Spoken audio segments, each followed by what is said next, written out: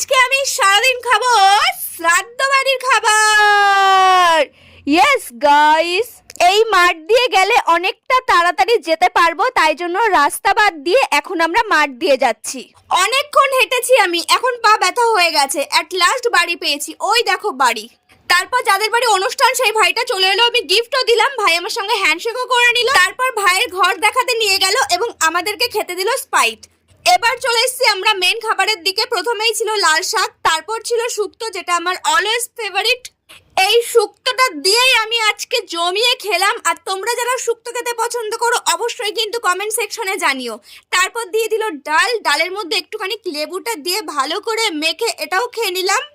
তারপর পাতে চলে এলো ইঁচড় চিংড়ি, যার মধ্যে ইঁচড় পাইনি, চিংড়ি পেয়েছিলাম যেটা খাই না। তারপর চলে এলো কাতলা মাছের পেটি, আর চলে এলো ভেটকি মাছের পাতুরি। এই ভিডিওটি যারা শেষ অবধি দেখলে নিজেদের নাম কিন্তু কমেন্ট করে জানাও।